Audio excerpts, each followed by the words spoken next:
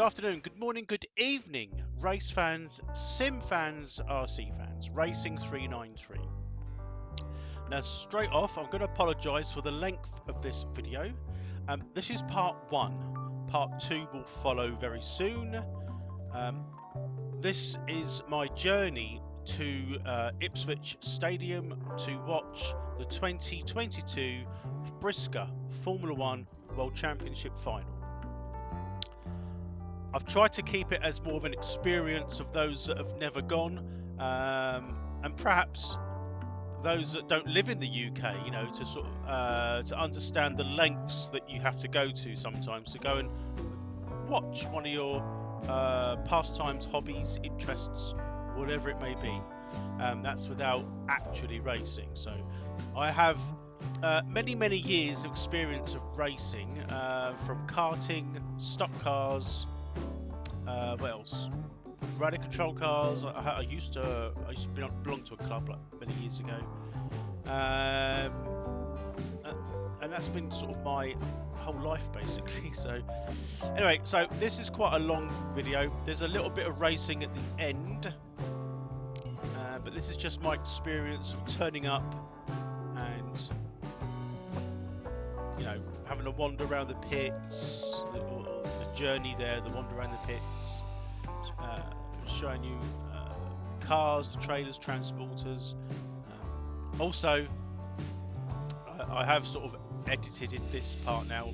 Clearly, I do. Again, another apology from myself. It's not until you listen to yourself afterwards you realise what it sounds like. So I apologise for my laughing when you get to that point. Understand, even I think it sounds ridiculous. I don't remember doing that. I must have been in, I don't know, I must have been in a coma or something at that point. But I'm thinking about it now. I'm thinking it's hilarious. For me it's hilarious. For you might think, I don't know what you're going to think. But anyway, I've left it in because it is what it is. So sit back. I'm trying to narrate through some of this because some of my footage, I couldn't really sort of make stuff up off the spur like that. It was a bit awkward. So I've had time to think, take in what I was doing at the time, and hopefully what I'll do, I'll try and narrate over the bits that there's no talking. So anyway, this is part 1. It's about I don't know, hour and a half maybe. It's probably worth flicking through it. There's no time stamps, so it's just me arriving or setting out, arriving, having a little walkabout, showing the track, and then there's a bit of racing at the end. And as more and more people turn up, we sort of have a little wander around the pits. So sit back and enjoy, and thanks very much for watching, and I'll see you soon. Hello sim fans, race fans, RC fans, Racing 393. A little bit of a different video today. I've not done one on this before. It's going to be some real life racing.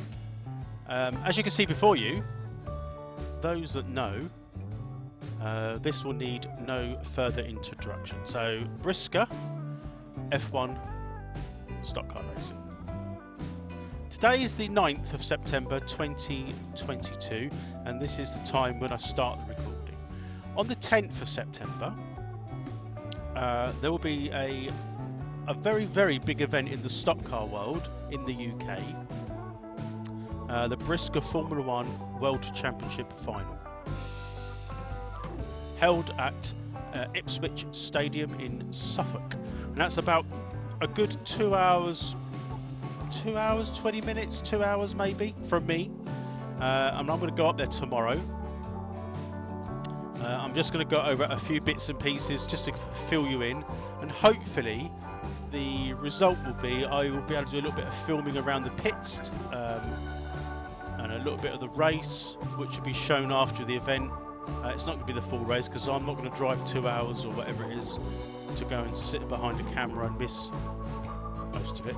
I'm going to want to watch it, so I'll try and film what I can to give you some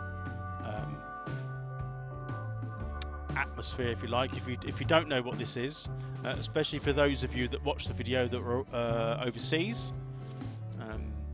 I'm not going to go into too much details about this, but I'm going to tell you a little bit about what you can expect. So it's the biggest event of the year for the BRISCA Formula 1 stock cars. It's their World Championship Final.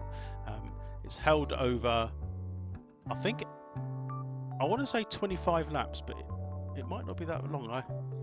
It's been a while since I've been, actually, and the winner of that race will be crowned world champion, which basically means for the next season they can they're recognised as a world champion, the best of the best, I suppose, and without going into too much detail, they can paint their wing and roof gold for world championship status. I'm going to show you a quick picture of a BRISCA Formula 1 stock car initially. Let me get that. I'm going to put it up on the screen or part of the screen as well, so you can have a look at that. So as you can see, this is what we class as a BRISCA Formula 1 stock car. So it's a purpose-built ladder space frame made of steel, a high-quality steel. It's got a V8 engine. Those bumpers are there for a reason. It's got one on the back as well. It doesn't look like the front. You can see the front there's got like a what we call a cable bar. That's to stop the car going. In the old days, we used to have posts and like wired fence, but we've got Armco now on most of our tracks, and they're quarter a mile, give or take, quarter a mile tarmac or shale oval tracks. They race in a clockwise direction. The bumpers are there for contact. So the spectacle of this racing is you're allowed to push your opponent out of the way. I wouldn't say destructively, in a very light way. These are not cheap, these cars. I forget, I mean, you're probably looking, if you bought one with the engine, because they're tuned, they've got a lot of horsepower, in excess of, for brand new, in excess of, I don't know, I don't think you get a lot of change out of 100 grand, 90 grand for new. Even second hand, a top flight one of these complete is a good part of 80 grand, but you can get them cheaper. They do come in at, I say cheaper, 10, maybe cheaper, but you're not really going to get anything fantastic for much below 12, I don't know, 10, 8 grand, something like that. Anyway, I don't want to go into, like I said, this video could go on forever, but as you can see, these are very purpose-built, and they are race cars. They've got controlled tyres, lots of strict rules, offsets. So a little bit like if you know your sprint car racing in America, it's a very similar concept. There's a lot of different. The setup is completely different, but there's a lot of similarities with the two. So if you can go and look up the World of Outlaw sprint cars, you'll get some idea about the UK's BRISCA Formula 1 stock cars.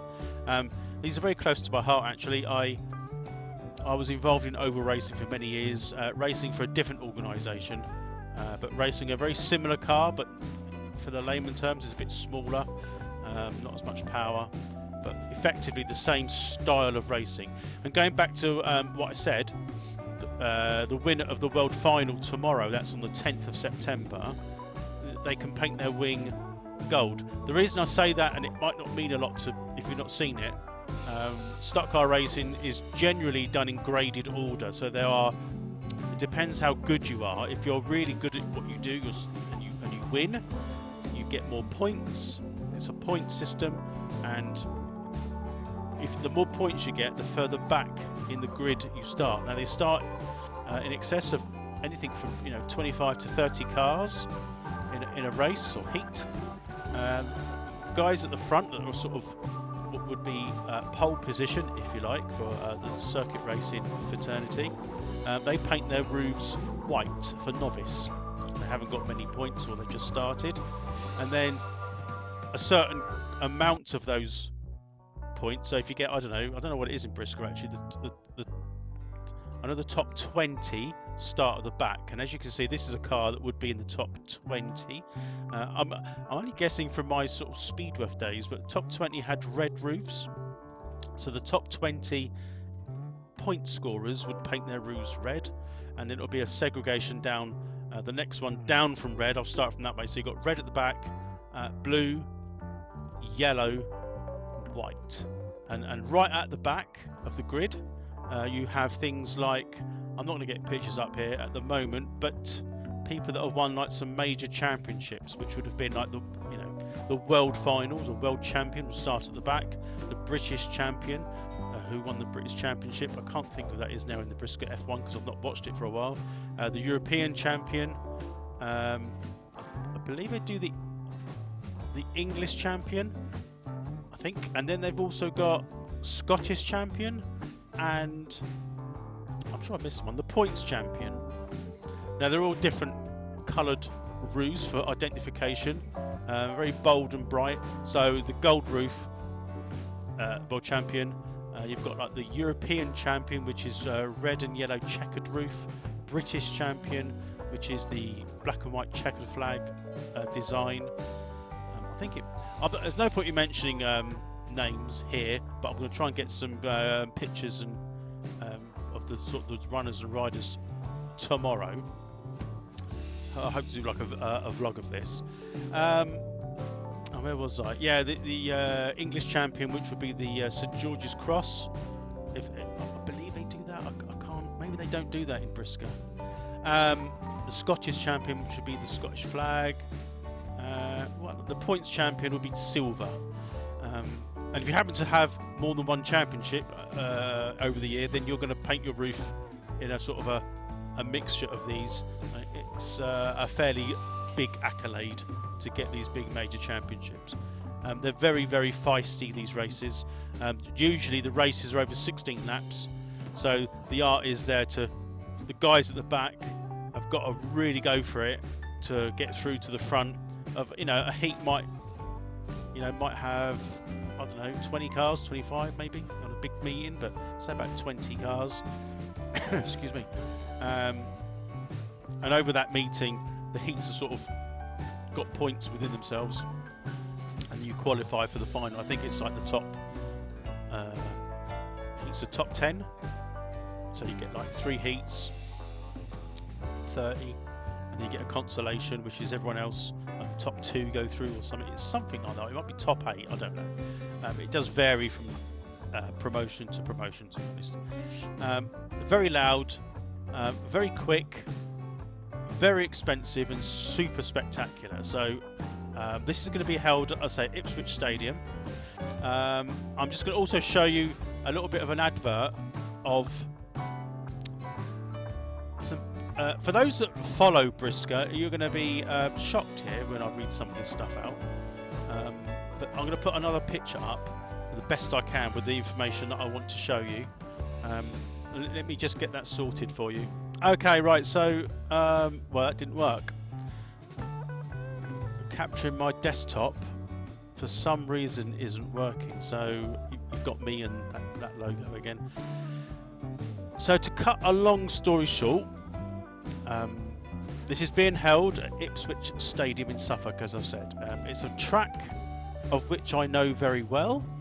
I've raced there for umpteen years. I don't know, 13, 14 years. I've been going to watch racing there for longer than that. It's a quarter-mile oval, and it's a very premier tarmac oval. BRISCA is an organisation that run a BRISCA Formula 1 stock car. So that's an organisation mainly based, it is based Midlands and up. This Ipswich Stadium is actually run by Speedworth International, and that's more. They've got tracks up there as well, but there are some southern tracks a different organisation that runs some very different styles of racing. Without going into too much detail, that's who I raced for. Now, BRISCA at a speed with track used to be a taboo subject through promotion restrictions and various other, but that boring is stupid. Now, there's a promotion called Buxton Raceway. Buxton is a racetrack up in Derbyshire in the UK, and they have effectively rented Ipswich Stadium to host a BRISCA Formula 1 World Championship final. I don't know the ins and outs of that, but the end result is it's £47 to get in, which I think is a bit steep. You have the choice of not going. It doesn't really matter. Excuse me, as I cough. £47 to get in, and being that it's quite a long day, like most of these events, and most motorsport events anywhere in the world ever, you usually take your own, like, porter chairs in, deck chairs, that kind of stuff. Well, for some unknown reason, I'm trying to sort of stumble my words out here, you're not allowed to take chairs, so no chairs are allowed, which is a real bummer because it's a long day to stand around. If it's raining, which it looks like it might be a bit here in the UK tomorrow, I wouldn't necessarily. If I was racing, I'd always go in the rain. Rain or shine, wouldn't matter. Watching, I'd pick and choose. Hence why I'm a bit more of a fair weather racing spectator nowadays. Anyway, so £47 to get in, £4 to park, parking on site. So they usually charge £2, so that's double. And a normal race meeting to get in there to go and watch, other than this large, it is a big event. It's a showcase event for this formula. Happens once a year. Usually you pay something like a normal standard meeting, 22 quid, something like that. They do like an event which is run over a weekend at this track, nothing to do with BRISCA, different speed with organisation, and that costs, what did that cost? I went there this year for the Saturday, didn't go Sunday, but it was a 2-day event. I can't remember, 30 something or 32, I can't remember now, but you get a lot more for your money. A day event like I went to previously, you're getting pretty much like 28 races throughout the day, and a bit of entertainment there as well, various things, without going into detail on it, but it's a good day, it's well worth it. But you're coming along here, it is going to be an all-day event, but the racing don't start till the evening at like 5 o'clock, finishes at like 9:30. So 5 till 9 is basically the main event, and they're going to charge you £47. So that's about twice what you'd pay to get into other usual events. Even big championship events held around the country with a very similar stock car venue, even those might be charging 25, maybe 30. But I haven't been to a big stock car event like this. Oh, I don't know how long. Before COVID. Last time I went to a BRISCA F1 World Final was probably, I don't know, 9 years ago or more. I have been stock car racing and watched these in their domestic meetings, but yeah. So that's where we're at. So not only we've got £47 to get in, £4 to park, no doubt 5 or 10 quid for a programme, fuel. It's going to cost at least 50 quid of fuel, so it's going to be well over £100, and that's without eating or drinking anything there.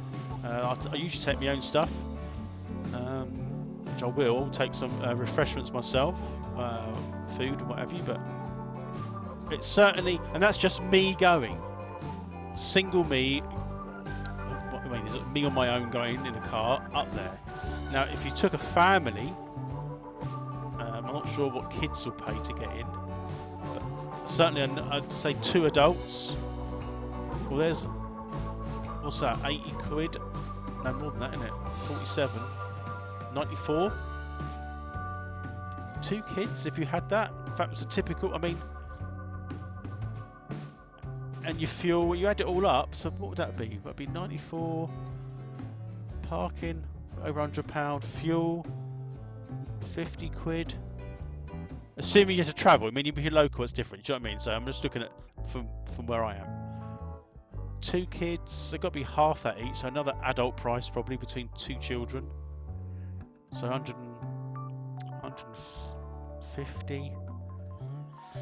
Then the 50 quid for the fuel if you're travelling, 200. Food, you're going to spend another 50 quid or more. Drinks, if you go, like, unless you know you can bring your own stuff, but you're looking at, that's just turning up and just to enjoy the event, 250 or more. That is insane. I mean, for a family, that's come a long way. I'm not saying that I'm here moaning about it, because if you don't like it, don't go. As simple as that, isn't it? If you don't want to spend that money, you don't go. But I'm just sharing with you my opinion on what I think. I am going, and tomorrow I'll be leaving around about 7 in the morning. I'm probably won't get home till midnight, so it's going to be a super long day. I'm going to film it. I'll probably film a little bit of me chatting. I've got to stop for a piss, or maybe fuel. My car's got enough fuel in it, but yeah. So I'm hoping to put this vlog together and give you a little bit of a insight about what I do in my spare time. It should be a real fun event. I'm hoping it doesn't rain. I've just checked my phone, and it's kind of at like 40% where I am, where I'm going to go. Always look at that. I tend to always look at that. Most things negative, but that positively. I'd say 60% of it's going to be dry, and that's a good odd. Temperatures, as in weather temperatures, all right, about 21 degrees, 70 degrees Fahrenheit, and that should be that. I'm hoping it'll be a good event. I'm going to really enjoy it. I'm going to sort of take in what I can. There's a couple of people up there I'd like to speak to that I sort of do speak to online, so I'd like to have a little bit of a chin wag. I'll try and film around the pits and sort of whether I'll narrate or not, don't know. I might narrate when I come back to edit. You might not be able to hear me. There'll be so much noise. Plus, you know, the talking in public thing. Some people think, "Who's that fucking idiot? Needs help." But you know what I mean. I'll see how I go. So next time you see me, I'll be driving, or I've been driving. When I get to a first stop, I'll sort of show you where I am. Hopefully sort of get a bit of a feel for what my day will be like. So this is now Friday, so you know, tomorrow I'll be leaving, so the video will be instantaneous, you know, but I shall see you in my car very soon. Hope you enjoy the day as much as I will. We're just about to leave, or we are leaving. Just started out. It's now about 6:45 on the 10th of September. I've just literally left home. It's not raining at the moment. It has been raining, but it's not actually raining. Should be right, actually. Looking forward to it. Got the GoPro sort of fixed in the car best I can, sort of holding it still. Hopefully you'll get a little bit of a insight to the trip and the arrival at the stadium and so on and so forth. So buckle up. It's not going to be a full 2 hour of me driving and not saying anything, I can assure you. So anyway, I hope you enjoy the video, and I'll see you very soon. Welcome to the M3. Just joined the M3 from where I live. This one goes down to the M25. It's currently like 10 to 7 now in the morning. A bit damp. still plenty on the motorway. It's on the weekend, isn't it? So plenty of people around. Yeah. So we've got probably about 20 minutes, half hour maybe, to get to the next motorway intersection or junction, if you like. Yeah. Hopefully get, you know, hopefully won't be too many delays. Right. Let me crack on. So I've just come in very quickly. This part of the motorway, if we took this junction, for those that are not in the UK, this junction here goes to Windsor Castle. So rest in peace, our dear Queen. Yeah, so yeah, that's sort of not far from perhaps where royalty is. It's probably about half hour from here probably, so yeah, just thought I'd mention that. Thought I'd bring you back here. We're coming up to the infamous, for the UK anyway, the M25. It's a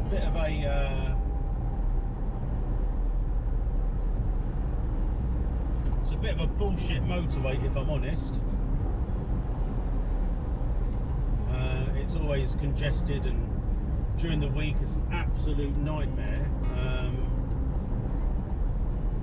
But hey, we're hopefully not encounter much traffic. It's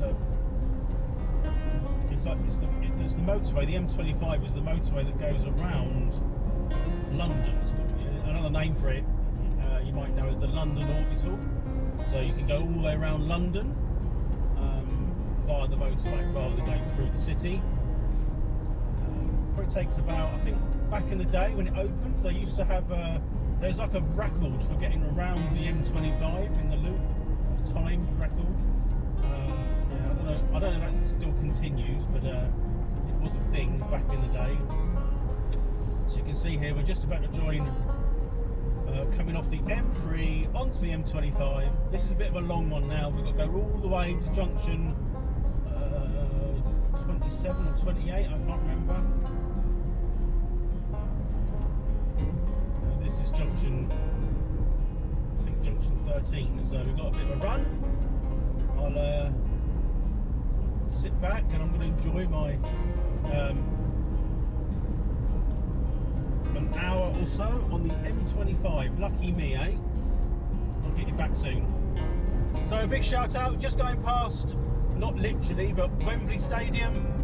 It's on the it's somewhere on the left. So if you like your football, I don't, but it's a famous landmark in the world, isn't it? So the World Cup, the World Cup was held there, the FA Cup. But you know, I don't like football, so I couldn't give two shits about it. But there you go. I thought I'd bring that on because it's a famous landmark. Goodbye, and a shout out to Wembley. We are on the A12. We've finished the M25. It's now 8 o'clock, so it's taken just over an hour. For those of you interested, I'm not. It's a voice-controlled GoPro, so yeah, it does work. Just got to shout sometimes, so I can tell it to record, and I can tell it to stop recording without having to touch the controls. For those of you that are sitting there thinking this bloke is going along, pushing buttons, filming what he's doing whilst driving, that's not the case. So A12, we've probably got another good hour, I would think. I've used just under quarter of a tank of fuel. The car wasn't quite full up, but the gauge was showing full. But I had done some work on the Friday, so it wasn't banging full, but even so, you can still see the needle go down. So yeah, so we're heading out from London now, up. We're sort of in Essex, heading up to going through Colchester, and eventually we'll be up at sort of towards Ipswich in another hour. So I'll bring you back on when I can. We're still on the A12, not far from Ipswich. Once you get to Ipswich, we're probably Vauxhall Stadium, Ipswich Stadium is probably about 15 minutes from there. The problem at the moment is It's the first sort of sign of roadworks we come to on the A12 here. They were doing this in the summer. So I came up here in July and they were doing the barriers, and they're still doing the barriers, and they've got like a controlled zone at 40 mile an hour, which is a real pain because this is a national speed limit road. Yeah, it's just going to slow down progress a little bit. It's now just gone 8:30. We're still on 1/4 tank of fuel. So I haven't used a lot since I last reported my fuel usage. So it's all good. The thing is, they've got average speed cameras here, and I know they work from what I've been reading on the internet. So you don't want to be going through here at, 50 or 60 mile an hour, because I can't be bothered. So this bit's going to slow us down a little bit, but never mind. Onwards and upwards. It's been a nice run so far. Temperature is 17 degrees. So for those of you that don't work in centigrade, that's 34. It's about 64, 65 degrees Fahrenheit. Overcast. Yeah, it's a bit naff, the weather, to be honest. I'm going to go past this truck here, or trucks I should say, because they're sort of umming and ahhing about going a bit too slow.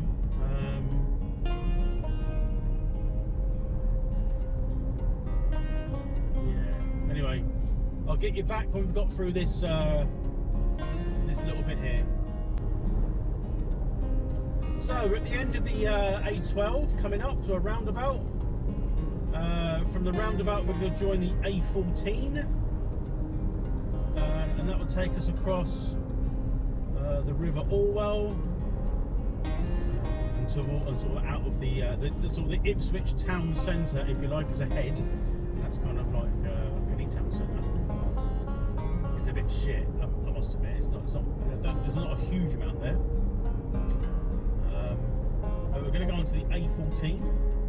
And then we're probably about 15 minutes away from the stadium. It's currently 8:45. We left at around about 6:45. So there's you 2 hours up at Ipswich. On a nice sort of easy run, if you like. Just a little bit of traffic. Some sort of traffic's contraflow system down to 40 miles an hour. Yeah, so all things going well. We should be there just after 9. I think the car park opens at 9, and the stadium also opens at 9. So we should be able to get in. Just going to negotiate this roundabout. There's a great big fuck off truck in front of me at the moment.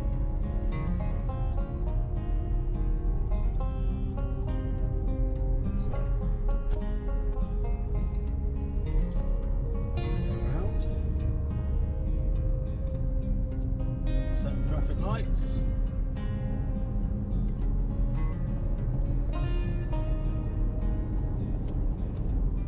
And there we go. So we're just about to join the A14. I'll bring you back as we leave. So this is our exit off of the A14. We're about 8 miles from Felixstowe. It's one of the biggest shipping ports in the UK. One of the biggest ones. And we're not far, so you can see here we're going to go left at this roundabout. So this heads up to towards Vauxhall Heath.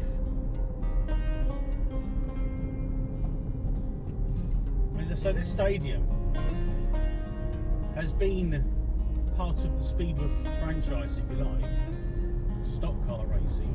It does as well as Speedway since probably 1955, 54.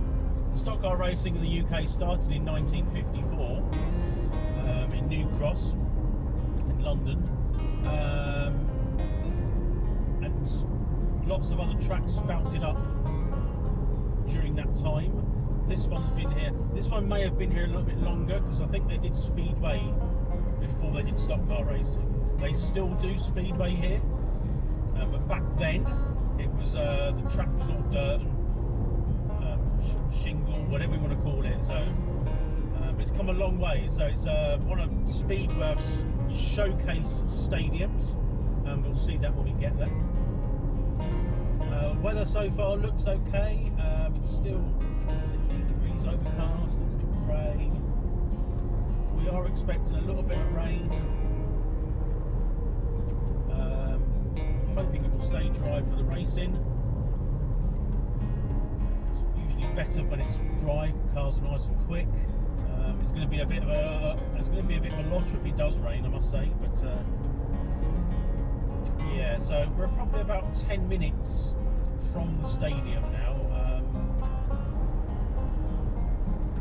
So this particular route along here,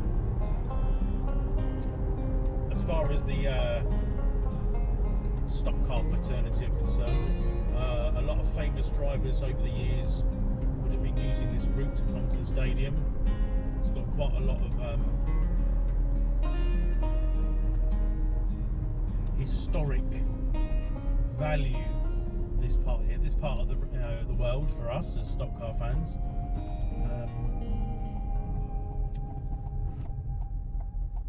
It's like I say, it's a quarter-mile tarmac oval. I'm not sure how many. I think they do measure the stadium or the ovals in yards. I've got a funny feeling it's 440 yards round. It's one of the biggest oval tracks that we have for this style of racing.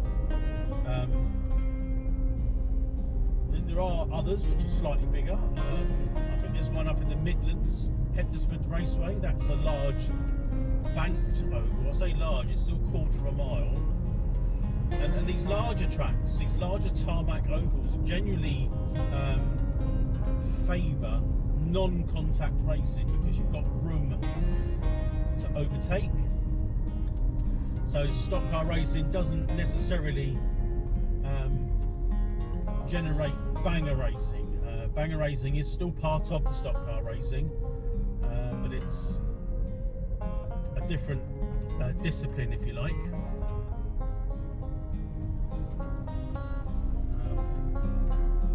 There's people queuing for the dump. I've never seen that before, but I don't normally. I'm late actually. Usually, if I come down here, I'm here way before 9 o'clock. Or if I was racing, I'd be here like 7. Very rural out here, although there's houses nearby, so there is a curfew and noise. There's a lot of work needed to get these stadiums sort of running alongside the local authorities. It's not everybody's cup of tea. The track's been here a lot longer than what the houses have, so go figure. What was I saying? Yeah, so this track's generally, it's a more of a non-contact style of racing track, so it's not just contact formulas that we race or have.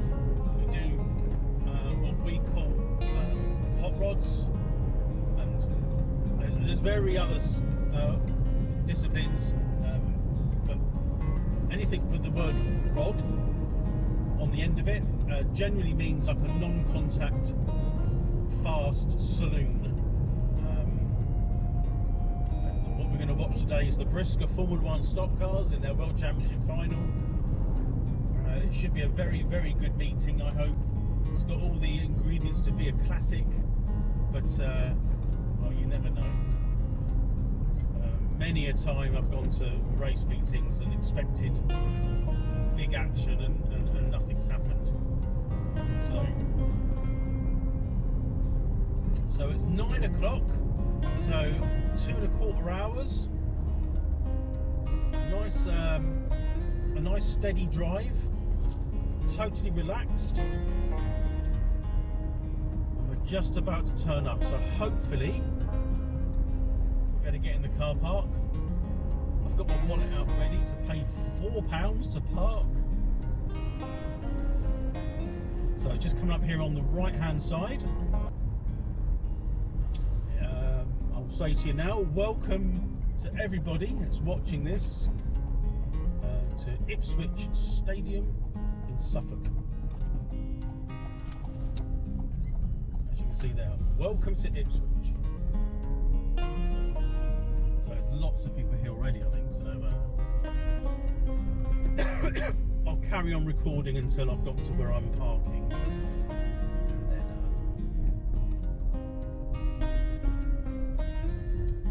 And then we'll see where we're at. I don't know. I've got to pay to get into the stadium, so that'll be another venture. There's not a lot of there's not a huge amount of spectators here yet. So, but all the drivers should be here. A lot of them would have been racing at Mildenhall last night, but that is a shale track.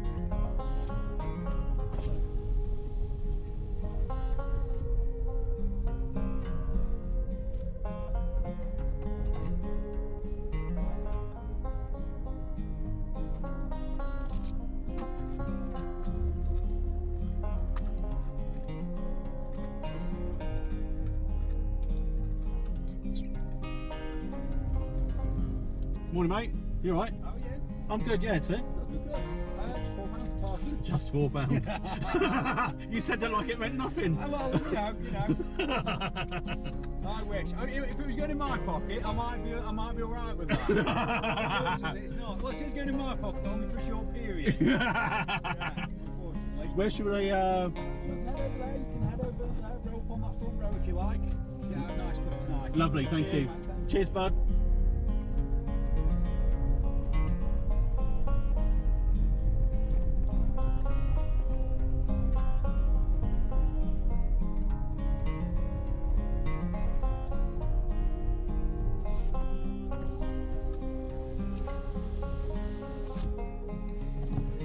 So we're in.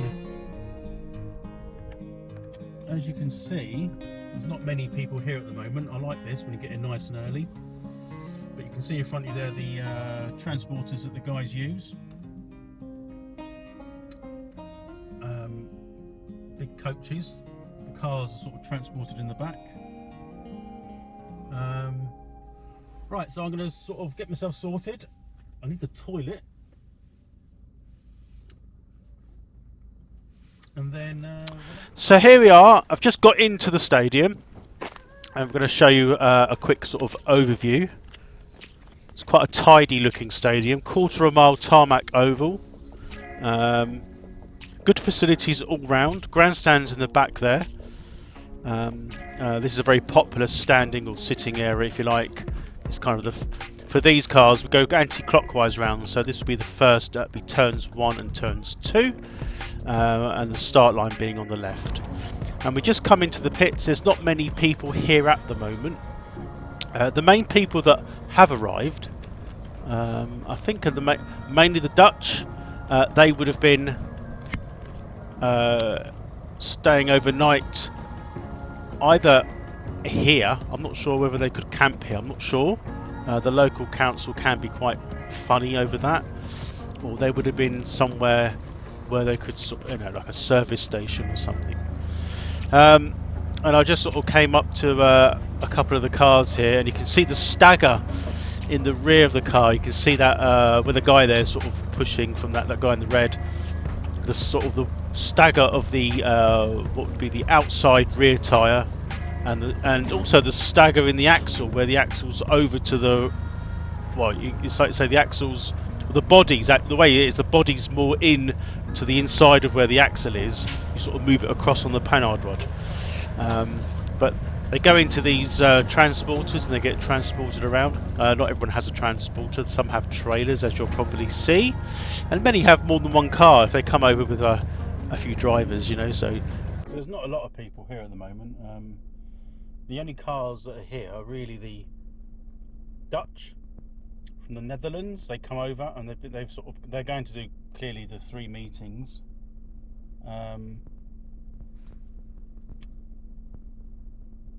Mildenhall, Ipswich, and tomorrow will be Northampton.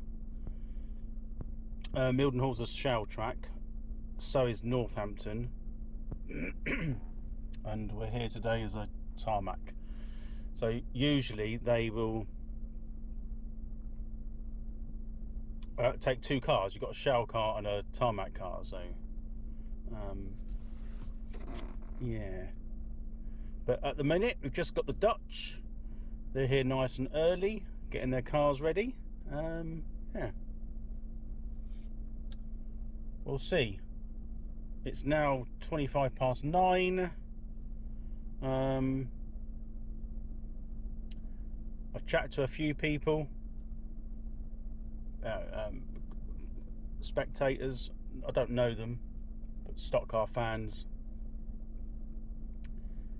Yeah, I don't think they're too happy that they can't take their chairs in. I mean, there's quite a big consensus. There's a lot of people selling tickets online that have bought tickets to come in advance and then decided not to go.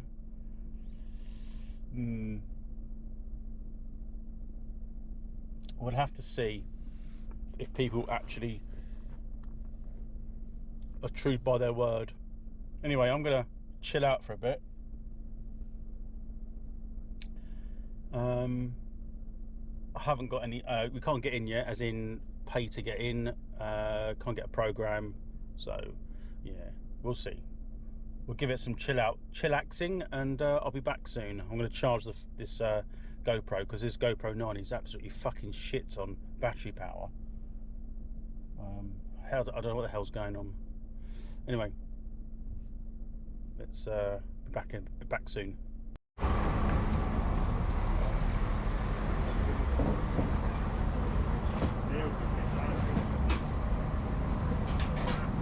And here we are, one of the cars I'm looking around is 259. This is Paul Harrison. Nice looking car, that one too. That's not cheap. Here's one of the other cars here. Now, who's this? This is number 18. Here's a nice looking car, 175. So the car you see ahead of you there, 212, Daniel Wayman. The Waymans are a very famous racing family. Got a famous father who's raced many years ago and is still about to this day. 211, Phoebe Wayman. I think it's Phoebe Wayman Hawkins. Recently married, I believe, if I've got that correct. Nice looking car. You can always tell a Wayman car. There's also another famous Wayman, Frankie Wayman. 515. He's one of those sort of like Marmite characters. I particularly like him. His car's very much based on like retro stock car. His dad's car looks a little bit like that. And we can come down the line here. You can see all the trailers and transporters. It's difficult to see the exact driver names here. I'm 100% sure myself, having not been racing for a while. So 113 Dutch. I don't know many of the Dutch drivers, I have to say, and I'm going to pronounce their names anyway. That was Raymond, 113 Van der Hulkekamp. I can't even say his name, so I'm not going to do him justice by doing that. Nice looking car there. You can see there, 326. Again, this is a father and son racing there. Mark Sargent and his son. I forgot his son's name. I did have it up. Finn Sargent. There, H210. Dutch driver. You can see the fuel tank in the back of the car there. Behind that sort of steel plating, if you like. That bit there, sort of the track entrance, where they would weigh the cars. Sort of coming back now towards the beginning of the pit area. It's Paul Hines again. Yeah, that's a nice car, and it's I'll look close up on that one. That's a superb looking car.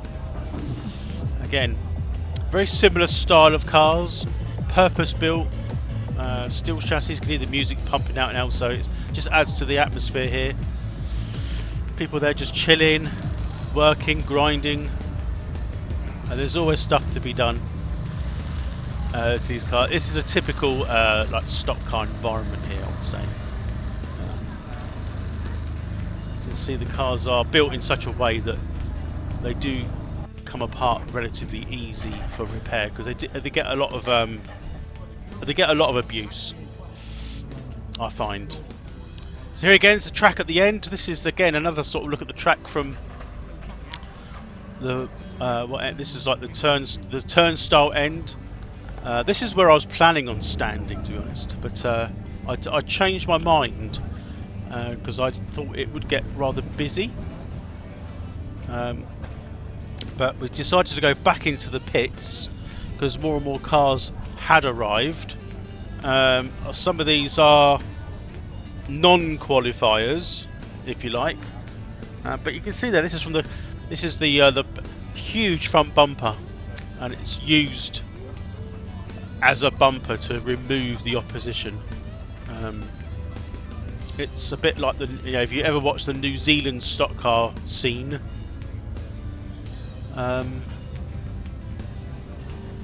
Then you'll understand what I mean.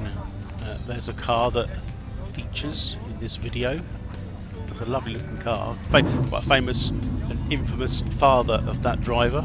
I used to like watching him anyway. Mick Sauder, fantastic for spectators' point of view, not so much if you're a racer, but it is what it is. So you can see there, this is another part of the pit area. Guy there's got like cellophane on the tyres. Never understand why they quite do that, but because you've got to drive on they're designed to go on dirt anyway, aren't they? I don't understand. Someone tell me why. I'd like to know that. And this bit hasn't been filled up, but there's not many people over here. It's sort of the overspill of the pit area. They used to sort of pit within the woods, which is just on the other side of those trees. That's where I used to park when I did speed weekends and things. But I think some of these transporters are too big to get over there. It's quite bumpy. So this is over to the other part of the woods I was talking about. It's got a various mix of the BRISCA F1 stock cars, and it wasn't just them today. It was the Gold Cup race, I think it was. Gold roof title for the national mini stocks, BRISCA mini stocks. You can see there are a space frame. I think the bit on top is, I'm not sure about steel or is it fiberglass, but it must be fairly rare anyway, no minis, to get the sort of that style of mini. But these are quite good. I mean, these are not a bad formula actually. The driver sits in the middle of the car, a little bit like a single seater. And they're for kids from, I think, 11 to 16. I think, I'm not sure the exact the age group, but you'll see some racing on that. I did record their race. Controversial that was too, as a spoiler alert. But they're very nicely built. Proper contact. They encourage the drivers to sort of get stuck in. So an actual space framed mini, their front wheel drive, obviously mini engine, and this is where I actually ended up, the other end of the circuit where I usually sit. Yeah, nice and quiet. So the first bit now is practice. I'm going to keep quiet now because it is getting a bit noisy, and I'll see you back here soon.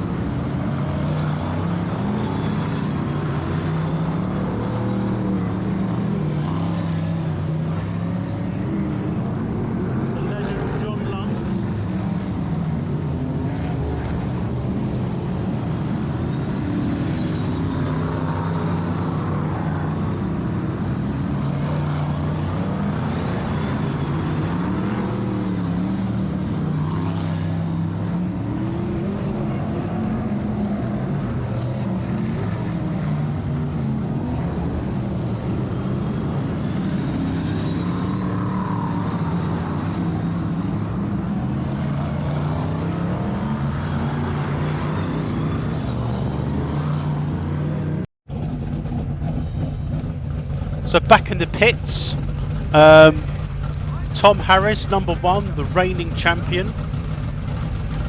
He does a lot of racing in the US on the sprint cars. Very successful driver, actually. He's one of those love-hate type drivers. I think he's absolutely freaking awesome. I mean, he's a nice guy to chat to. He's there on the leaning over the car. You can hear the car. Hopefully over the well, you can hear my voice over the noise of the engine. Obviously doing a bit of tuning. He didn't go out in practice. I didn't notice the car out in practice at all. So he just rocked up and did the world final. I mean, he's done enough racing to know what he's doing. Although I would never be able to understand the logic of no practice. I don't get that. But then I'm not a world champion, so maybe that's the thing. But lovely car. Again, look at the stagger. You can see everything's at a different angle. Another nice car there. This one, Nigel Harry, or Nigel. It's actually Jake Harry. Nigel's his dad. They do a lot of vlogging as well.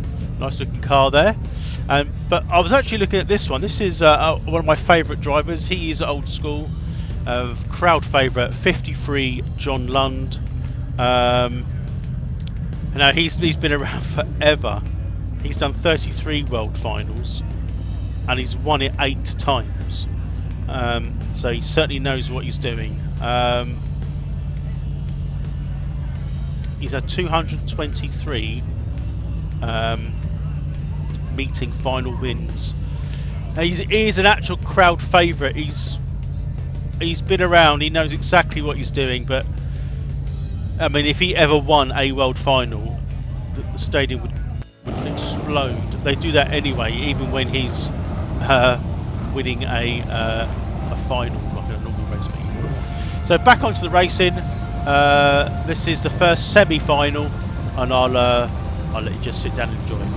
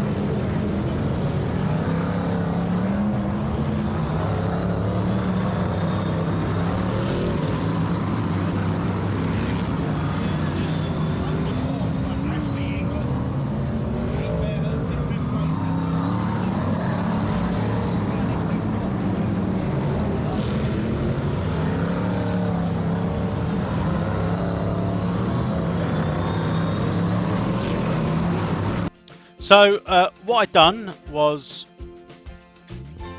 ended that race there, because it was getting a long video anyway, and that was the end of the semi-final. Part 2 sort of carries on right from there. I'm not sure whether I'll do an intro yet, but it sort of, that was the first semi-final done and dusted. First 2 qualify to go into the world final, and the next video in part 2 carries on from that segment to the rest of the meeting up to and including the world final. So there's a lot more racing in the second part. I hope you enjoyed that one. That was just over an hour. Wasn't quite as long as I thought, but long enough. Hour and 10. Appreciate you watching. If you got this far, I hope you enjoyed it. And part 2 will be on very soon. Bye for now.